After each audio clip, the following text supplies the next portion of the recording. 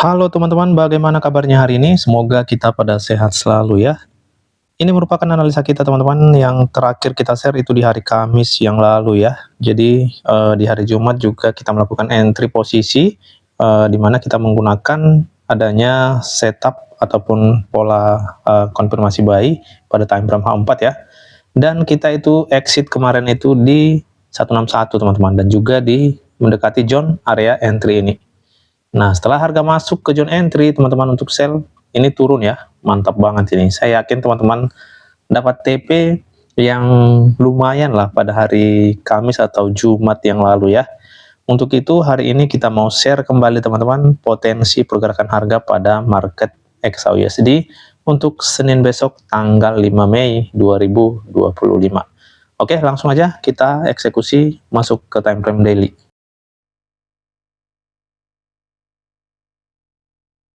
Oke teman-teman, kita langsung aja cek untuk pola candlestick di hari Jumat yang lalu ya. Dia membentuk candlestick bullish tapi kecil banget ya, ini doji, dan itu juga masih bergerak di dalam candlestick bearish di hari Kamis yang lalu ya. Jadi menurut saya sih masih akan ada potensi untuk harga lanjut ke bawah teman-teman. Tetapi kita juga perlu waspada ya untuk retestnya, karena ini John tidak break ya. Jadi menurut saya untuk jangka panjangnya masih ada potensi harga ini turun. Nah, nanti kita sesuaikan aja teman-teman di M15-nya ya. Kita boleh ngikutin time frame M15-nya untuk melakukan entry ataupun kita pantau untuk hari Senin. Nah, tetapi sekali lagi kita waspada dengan adanya rejection dari area demand ini. Ini sudah kita jelaskan di hari Kamis yang lalu. Oke, langsung aja kita turun time frame ke time frame H4-nya. Ya, di time frame H4 setelah rejection dari area zone entry kita di atas itu ya, dia membentuk candlestick bearish, adanya di sini double maru ya, double maru bearish, tapi kembali lagi di reject, teman-teman. Nanti kita coba cek untuk area pada zone ini. Ya, di situ ada rejection kembali. Ya, intinya sih untuk saat ini ya, kalau kita perhatikan responnya dari atas ini cukup lumayan kuat sih, teman-teman. Nah, ini ya. Ini areanya sudah pernah juga kita jelaskan ini. Nah, itu cukup kuat juga, di mana dia menghasilkan double maru bearish ya. Nah, itu sebabnya saya katakan untuk jangka panjang masih ada sih potensi harga ini melakukan penurunan kembali. Ya, walaupun nantinya dia harus retest ya, kalaupun nanti zone area di sini kuat, dia retest melewati zone ini, ya di sini kita masih bisa teman-teman cari peluang entry untuk sell kembali. Nah, seperti itu. Oke, untuk di H4 sih memang ini ya, yang sudah kita pernah marking, di situ dia tidak breakout. Coba kita cek. Nah, ini zone-nya tidak breakout ya. Itu hanya shadow candlestick. Setelah itu harga balik lagi turun. Ini nanti yang perlu kita cek teman-teman, respon yang dihasilkan dari zone area ini. Ya, yang jelas untuk di main saat ini pada H4 juga tidak ada body break ya. Jadi masih ada potensi retest seperti ini. Di area-area zone seperti ini kita masih bisa teman-teman membidik posisi sell-nya. Dan juga tidak menutup kemungkinan untuk pergerakan selanjutnya, bisa aja harga hanya sampai pada zone ini, dan ini bisa aja turun kembali teman-teman seperti ini. Nah, itu bisa aja terjadi, maka untuk itu kita sesuaikan aja nanti dengan bias time frame 15-nya. Ya, kalau memang masih bias sell, kita masih boleh ikutin time frame di M15. Oke, untuk batasnya sih saya rasa cukup sampai pada zone ini untuk hari Senin yang bisa kita pantau. Tentunya kalau sampai itu di break seperti yang sudah kita katakan, maka harga ini akan mencari area yang strong di atas itu untuk bisa lanjut turun. Kalau tidak ketemu, nah ini akan lanjut lagi ke atas teman-teman. Jadi harga ini butuh zone area yang strong untuk bisa turun kembali. Nah, jadi seperti itu yang bisa kita lihat pada time frame H4 ini. Ya, tentunya kita coba marking dulu zone ini ya. Ini harus body break teman-teman supaya harga bisa lanjut mencari zone area selanjutnya, yaitu demand di sini. Nah, selama tidak body break zone yang kita marking ini, harga tidak akan bisa masuk ke zone demand selanjutnya. Oke, jadi ini untuk jangka panjang ya. Ya, ini jangka panjangnya. area zone yang akan menghalangi harga untuk melakukan penurunan kembali. Oke teman-teman, sekarang kita masuk ke time frame H1. Kita coba lihat bias di H1 ya. Kalau kita perhatikan H1 ini biasanya bias sell ya, dimana di sini ada break obstructor. Nah ini ya, ini bosnya pada H1. Setelah itu harga melakukan kenaikan, ini naik untuk masuk di order block melalui time frame H1 ini ya, karena di sini ada bosnya. Oke, jadi ini harga masih di area zone support ini. Nah, dia sudah merespek tapi reject lagi teman-teman. Apakah dia nanti masih mencari area entry atau order block di H1 ini? Nah, itu bisa aja terjadi teman-teman ya. Itu bisa-bisa aja terjadi pada market ini.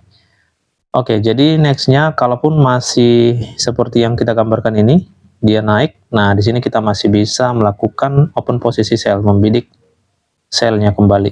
Karena sesuai dengan mechanical struktur H1 dia masih sell.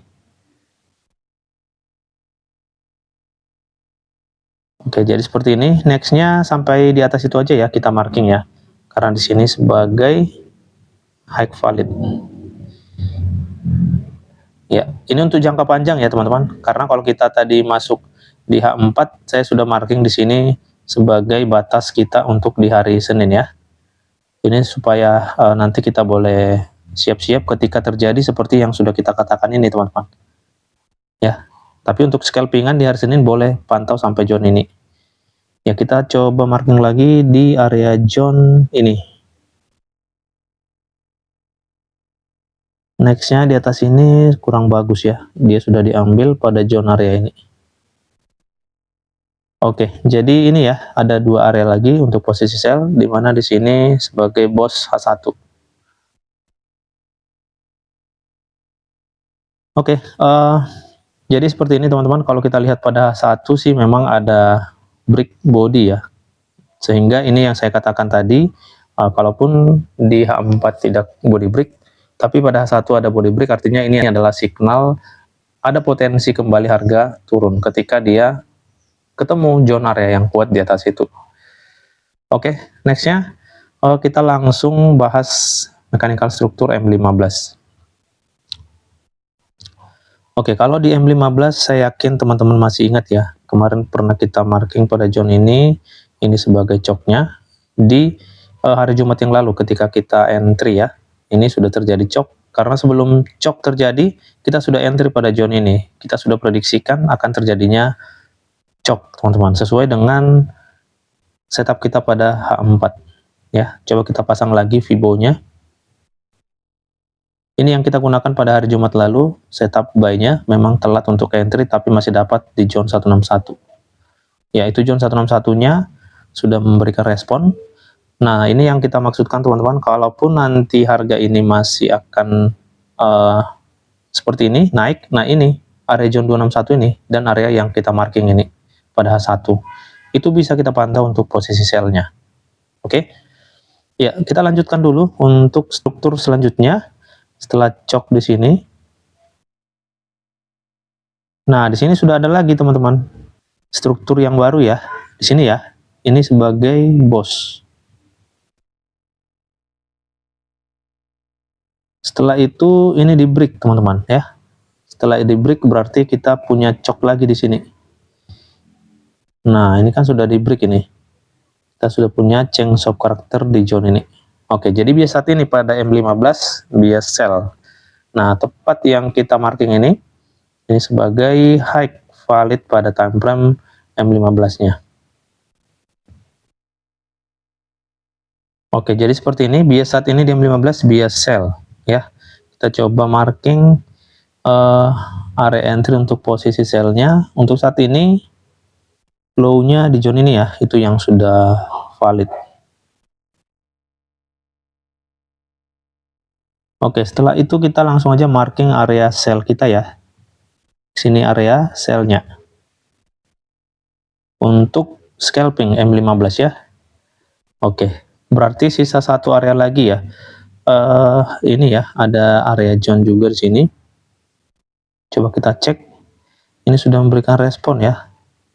Nah, kalau kita perhatikan teman-teman, pertama kali harga masuk ke area ini kan area support ya, itu akan menghalangi harga ketika harga balik seperti ini. Nah, di sini kan dia sudah kena ya, setelah kena dia turun teman-teman, tapi tidak mampu break area low ini ya, dia tidak break, sehingga harga harus mencari area yang lebih kuat di atas itu. Jadi menurut saya untuk Senin masih ada potensi harga seperti ini. Kita gambarkan aja langsung ya. Karena kalau kita lihat ini zone area sudah tidak press ya, itu sudah di reject dari sini tapi tidak kuat, maka potensinya harga akan naik seperti ini dan akan turun kembali ketika terkonfirmasi. Oke. Nah, seperti ini teman-teman. Potensinya ya. Ketika terkonfirmasi maka harga ini akan turun.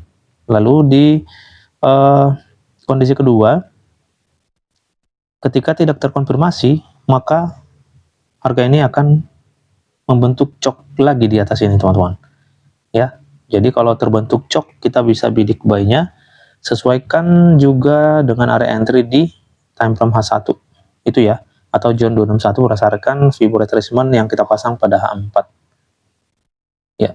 Itu harus diperhatikan ya di area di atas itu ya, karena itu area masih bisa kita pakai untuk posisi sell-nya ya. Jadi harus hati-hati melihat area di sebelah kiri itu teman-teman. Nah, jadi seperti ini. Itu bisa kita pakai untuk posisi sell. Oke. Ya, jadi inilah teman-teman, potensi yang akan terjadi ya. Kondisi pertama, kondisi kedua. Oke teman-teman, jadi sekali lagi di hari Senin boleh pantau area zone struktur M15 ini. Kalau sampai break, gunakan kondisi kedua ini.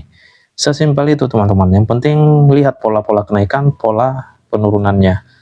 Oke teman-teman, kita sudah sering pola-pola penurunan, pola kenaikan itu sudah kita share ya. Di entry-entry saya itu selalu menggunakan pola-pola kenaikan ataupun pola penurunan jika saya melakukan entry. Oke, sekian dan terima kasih. Semoga bermanfaat dan menambah wawasan untuk kita semua. Salam profit dan tetap semangat.